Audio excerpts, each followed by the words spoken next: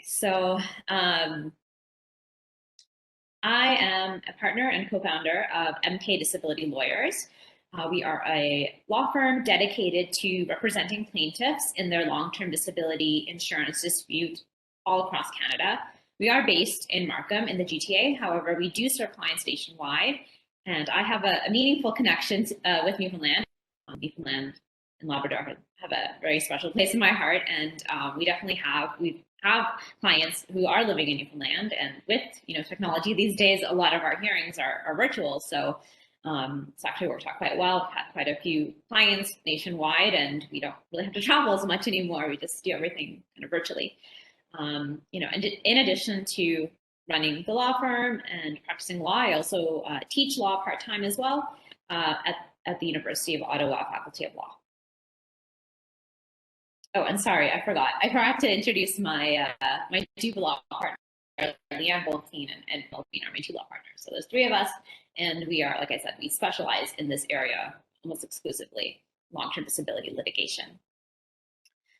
Okay, so what's on the agenda for today? So we're going to talk about the basics. What are long-term disability benefits?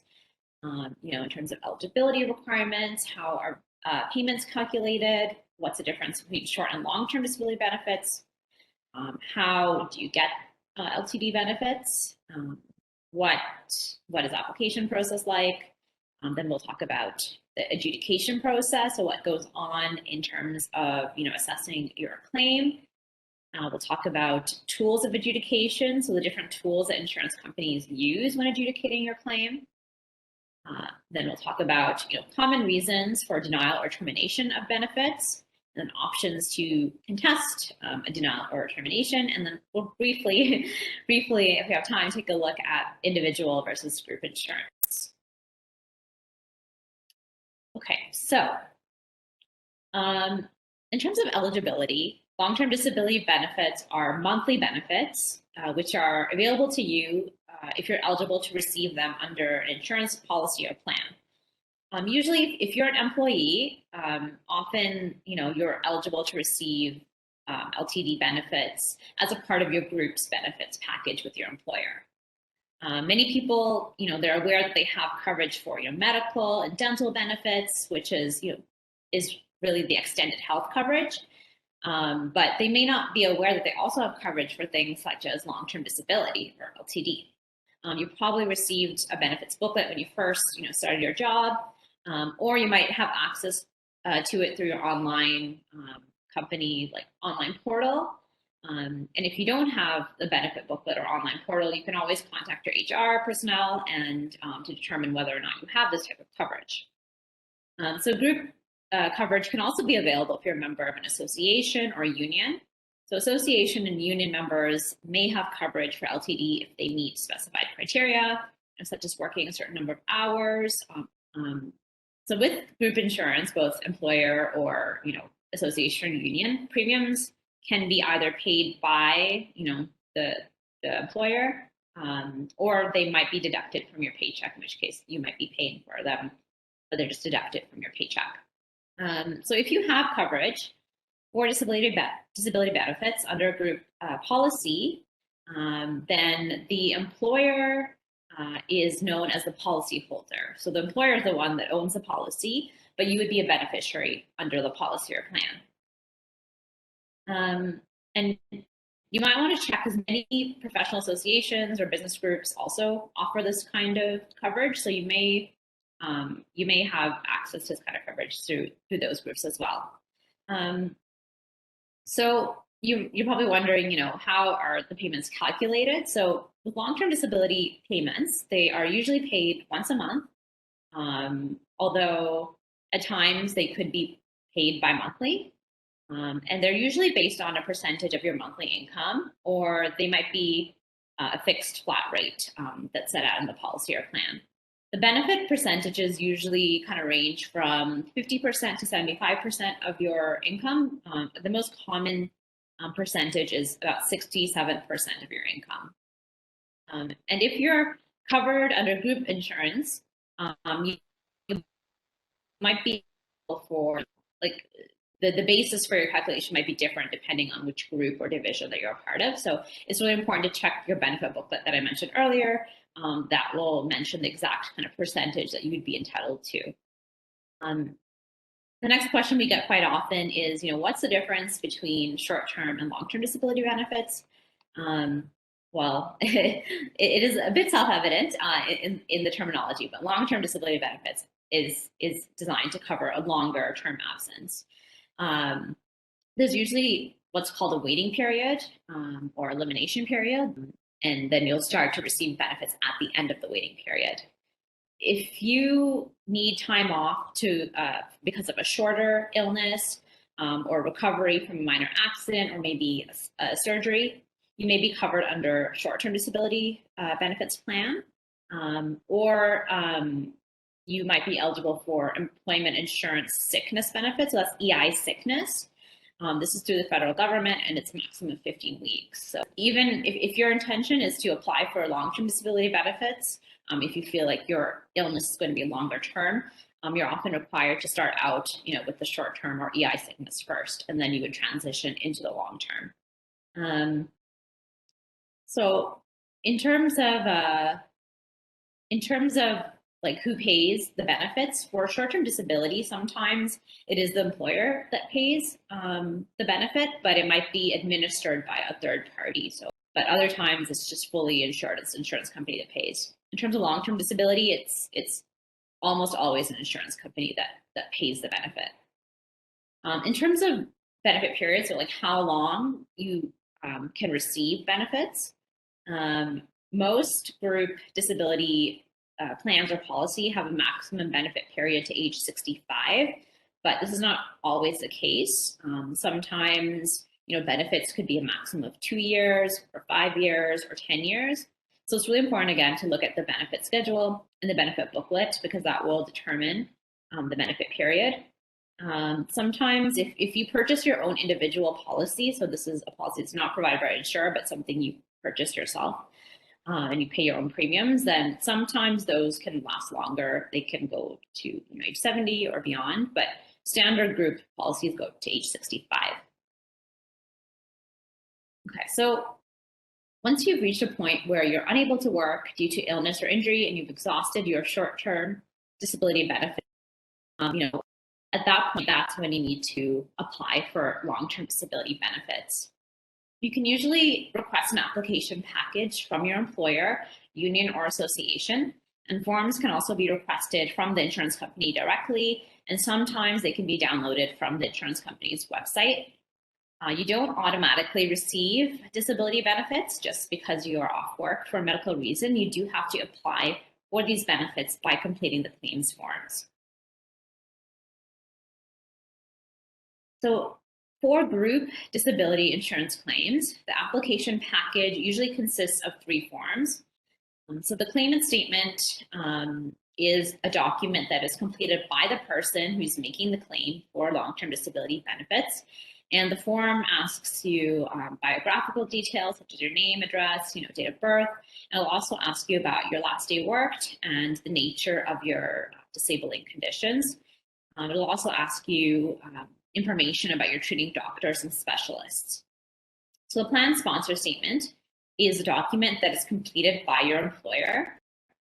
And it usually just confirms your employment, your last day worked, the nature of your occupation, and the details of your pre-disability income.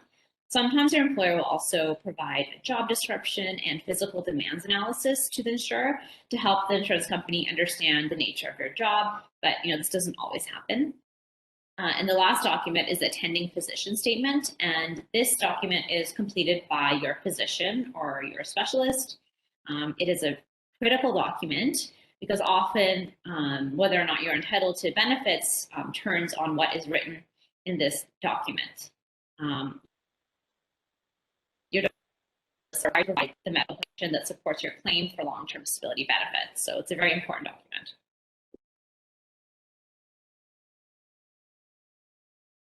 Okay, so a lot of people ask us, what conditions qualify. The thing to remember in terms of, when you're completing your application Many people describe their physical issues or symptoms in great detail, but they often forget to include, cognitive and emotional issues. For example, like sleep impairment. So all information that is relevant to your medical issues should be provided. So include as much medical information as possible so that the insurance company has a full picture of all the medical issues that you're dealing with and that are preventing you from working. In our experience, is often a combination of physical and cognitive emotional issues that work together to prevent someone from working. Like I said, many people ask, what conditions qualify for disability? So the truth is there are many conditions that qualify. The issue to be determined is whether the symptoms that you're experiencing due to your medical conditions are affecting your ability to work and function in your daily life. Disability is not based on diagnosis. So although the insurance company might say that you are required to provide a confirmed diagnosis, and some insurance companies may even try to deny your claim if you don't have a diagnosis, the law really states that diagnosis alone is not definitive. So, for example, we might see 3 different clients, maybe all 3 of them have cancer. One has breast cancer, one has brain cancer, one has lung cancer. Everyone's going to have different symptoms and different severity of symptoms and ability to function. So really the issue in question that we're looking at is functionality. Also, even if you don't have a diagnosis, you still might qualify for benefits if your symptoms limit your ability to function. So a common example that we see is people who have suspected Lyme disease. It's really often difficult to get a confirmed diagnosis of Lyme disease, but you don't need a diagnosis if you can prove that you're suffering from the symptoms that prevent you from functioning. So again, the key issue to remember here is functionality. And it's important not to delay in applying for long-term disability benefits just because you don't have a firm diagnosis yet. So some important considerations when submitting your long-term disability claim. First of all, submit all your forms as quickly as possible.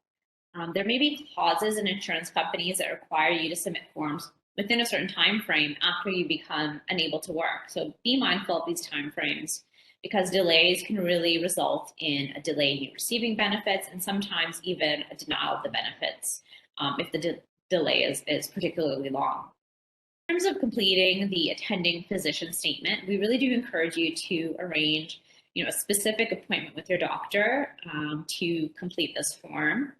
Make sure to help your doctor or specialist understand, the nature of your job that you performed before your disability began. Don't assume that your doctor really knows exactly what you did at work because most of the time they don't know. Talk about, the various aspects of your job, physical, cognitive, emotional. Are you required to multitask? Is there a lot of interpersonal interaction or interaction with the public? So make sure they understand the nature of your job. Also provide your doctor with a detailed understanding of your symptoms and how they affect your ability to function. Help them understand, why you stopped working. Your doctor really needs to describe, what your restrictions and limitations are to the insurance company. So in terms of medical documentation, many people believe that they are limited to submitting just the attending physician statement to the insurance company. But it's really important to submit to increase as being approved. So if you can, have your doctor send, test results, specialist reports. Make sure you have detailed to the insurance company all the medical issues that are affecting you, and that you're not limiting your application to just one medical condition. Like I said earlier, make sure to include as much information as possible. And the other important thing to note is make sure that you receive appropriate specialist referrals. Of course, I understand in certain areas it's difficult to get a specialist referral. It takes a very long time, but as long as you get the process rolling and you show that referrals have been made, that's really important to show an insurance company. So insurers also often equate frequency of treatment with the level of severity of your condition. So it's really important to keep seeing your doctor on a fairly regular basis. because unfortunately, insurance companies, they see that as, as proof of your disability, the fact that you're continuing to see your doctor. It also creates a record of your ongoing symptoms, right? So every time you see your doctor and your doctor makes notations that you are complaining of certain symptoms, that creates a record for the insurance company. So if you're, on claim with the insurance company, they will require, proof of continuing disability fairly periodically throughout the disability claim. And they might even, request medical information, directly from your doctors in order for you to continue to qualify for benefits. And, I guess the last thing here is make sure that you attend your specialist appointments, and just make sure you're just following all the treatment recommendations that your doctor has made for you. It's really important that you are candid with your healthcare providers. So these are, I guess, the main helpful tips.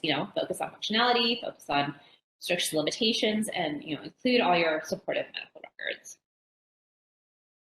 Okay, so now that you've submitted your claims forms, what is the next step? So once your claims forms have been received by the insurance company, assigned to the person who will be responsible for deciding whether or not you're entitled to benefits. That person, many names, different companies use different names for this person. They can be called a case manager, claims manager, disabilities case manager, disability specialist, disability analyst. Just for ease of reference, I'm just going to call this person a case manager. So shortly after your claim has been set up, you should receive a call from your case manager. This call is usually referred to as a first interview and could take as long as a half hour or an hour. During the call, the case manager is required to details from you, such as information about your occupation, your medical issues, your symptoms, your restrictions and limitations, your treatments. So all the things, many of the things that I had mentioned earlier that were on your forms, but they'll also want to confirm to get more information on the phone. So use this opportunity to explain your struggles to the case manager. Do not minimize your issues or communicate to the case manager that you want to return to work before you've actually been cleared to do so by your doctor. The case manager really is trained to get you back to work as soon as possible. So, they will take whatever opportunity that they can to get you back to work, even if maybe you might not be medically ready to do so. So make sure to have, make sure you get the all clear from your doctor before kind of mentioning that. So once the case manager has completed their initial interview, they'll review all the information, claims forms, medical records, and then they'll make a decision whether or not they believe you're entitled to benefits. The insurance company will evaluate your claim based on the provisions in the policy and the definition of disability applicable, at the time that they're evaluating the claim. If your claim is approved, then you still have to, continue to update the insurance company, as I mentioned earlier, and they'll continue to monitor your condition to make sure that you are getting your treatment and you continue to qualify for benefits.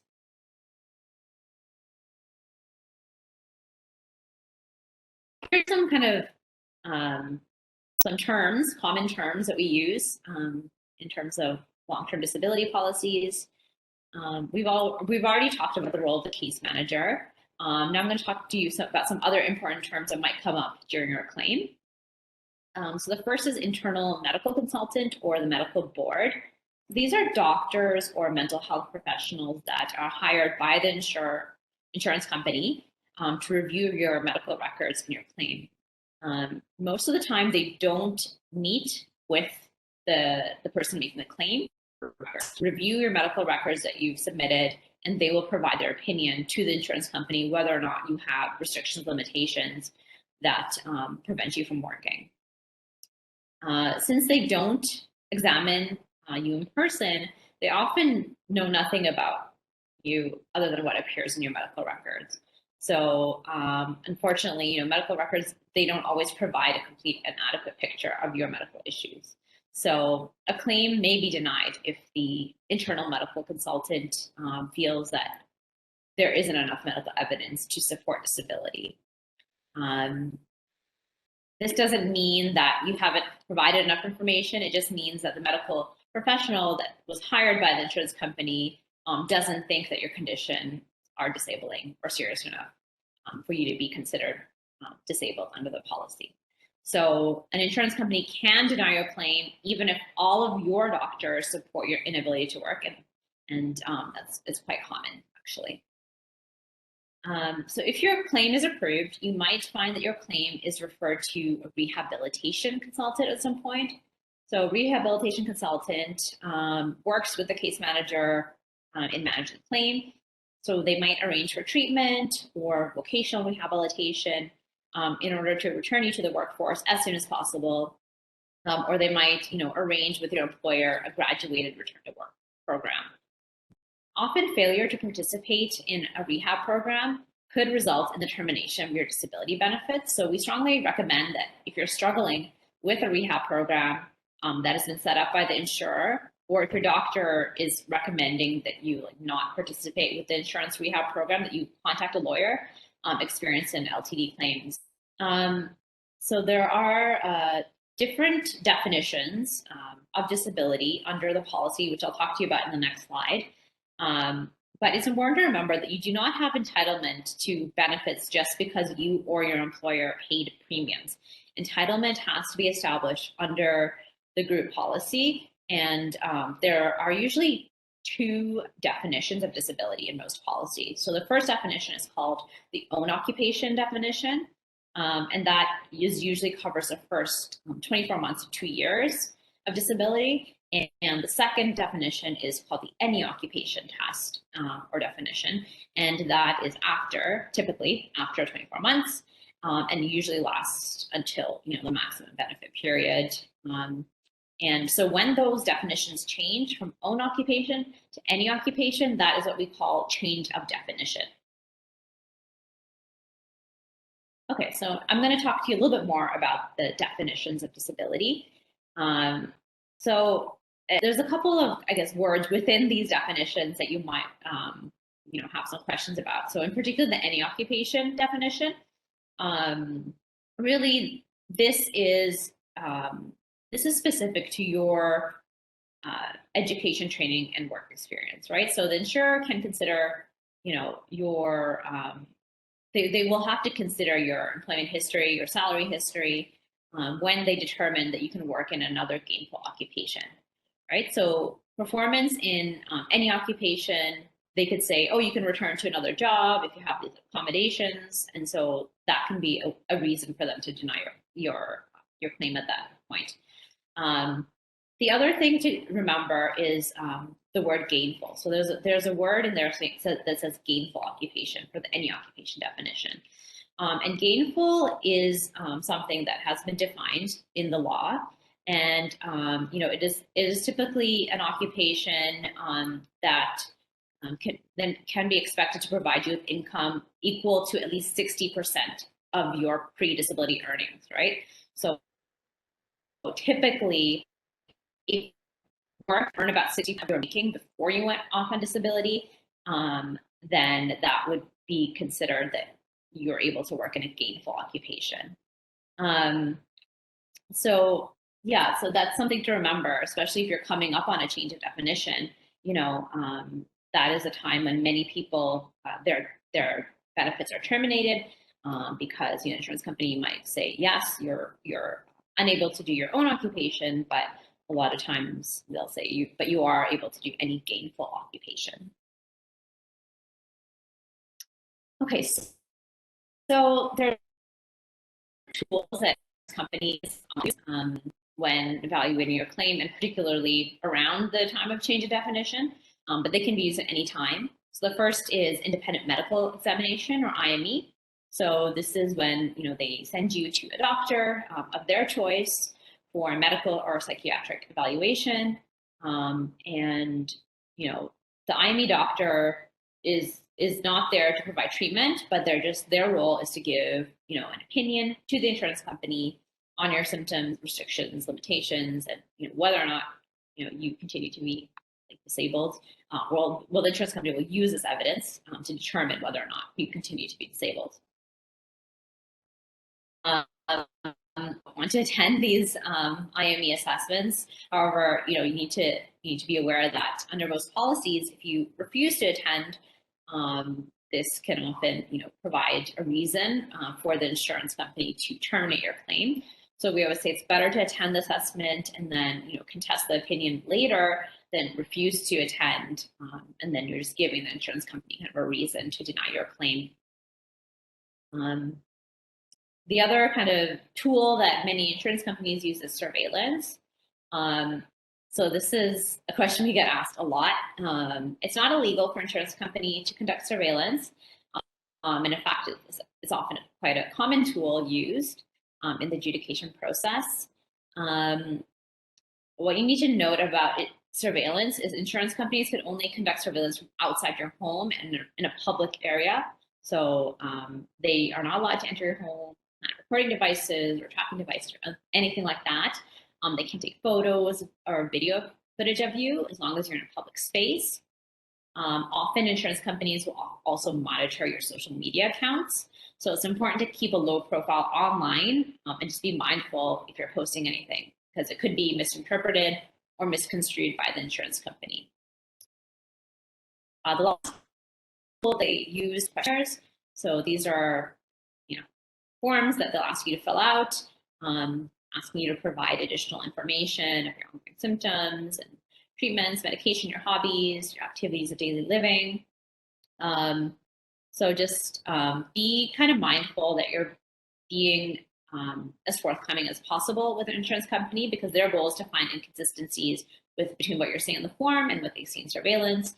So just make sure to be as honest as possible and acknowledge if there's certain things you can do or that you can attempt to do. So briefly, the insurance plan or policy may also contain a requirement that you have to apply for particular sources of income benefits that are available. Some of these sources might be an offset to your LTD benefit. So this means it will be a dollar for dollar deduction, or there's another type of deduction called the all-source deduction, where you can't, from all sources, you cannot earn over a certain amount. Others mentioned here are not offsets at all. It would just be an additional source of income security. So you can see I've mentioned here workplace safety insurance if your injury is as a result of a workplace accident. Of course, I mentioned EI sickness. We have CPP disability. So everyone's heard of CPP, but they also have a disability benefit. And there's also a dependent benefit available for your dependents. So that's one that you can apply for. Some people have disability pension. There's provincial income support for people with disabilities. Some people have creditor disability. So that could be on your mortgage or your credit cards, your personal injury claim, critical illness claim. So there's lots of different other sources of income for you here. Like I said, some of them might be offset of your LTD and some might not. Okay, so we see many reasons why claims are terminated or denied. Some of the most common reasons are pre-existing exclusion. So this is usually if you apply or make a claim for disability benefits within the first year after your coverage. You saw a doctor or had any treatment related to your disabling condition prior to when the insurance came into effect. They can deny your claim based on pre-existing exclusion. The other common reasons is insufficient medical information. That's quite a common reason. It just basically means the insurance company doesn't believe you're disabled based on the medical information that you submitted. Interpretation of the definition of disability. A common example that we have is if the insurance company claims that your disability is due to a workplace issue. So that could be like burnout, toxic work environment, or harassment at the workplace. Often the insurance company will say, this is caused by the workplace, and so we don't want to, it's related to the workplace, and if you leave that workplace, then you will not be disabled. But it doesn't really matter what the cause is. If you still continue to be disabled, which many people are even after they leave a toxic workplace, then we would argue that you are disabled pursuant to the policy. The other reasons why they commonly deny benefits is, severity of symptoms. So especially for invisible disabilities or invisible conditions like psychological or chronic pain or chronic fatigue, these conditions, the symptoms are based often on subjective self-reports, and there aren't any objective diagnostics. So the insurance company will often deny benefits on the basis that your symptoms are just not severe enough to prevent you from working. Then we have, of course, we talked about change of definition. The insurance company often conducts what's called a transferable skills transferable skills analysis, and they'll basically determine whether or not you can work in another occupation, making about 60% of what you were making before for rehab. And if you are not able to complete it, they might terminate you for non-compliance. And then lastly, we have treatment compliance. So again, if they determine that you're not receiving appropriate treatment, then they can terminate your benefits under the policy. And of course, what an insurance company considers to be appropriate will vary, based on the medical condition. So it's definitely important that you continue to see your doctor on a regular basis and follow all the treatment recommendations that are made. Okay, so there are different options. If you are denied or if you're terminated. Unfortunately, a lot of people, they walk away because they think they can't fight this decision by an insurance company, and they might feel like it's too daunting or stressful. So it's unfortunately many people just walk away, and that's the end of it. They don't fight it. But the other options, or the options that people have, is you can appeal, or you can go through litigation. So an appeal is just an internal appeal, and it's really just kind of asking the insurance company to look at information. Another person at the insurance company, or sometimes it's the same person, will look at your case again.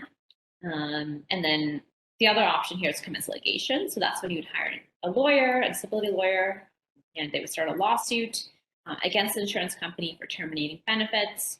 Many people are scared to pursue this option, which I definitely understand. It sounds very daunting and stressful. But it's very rare for long-term disability cases to go to trial.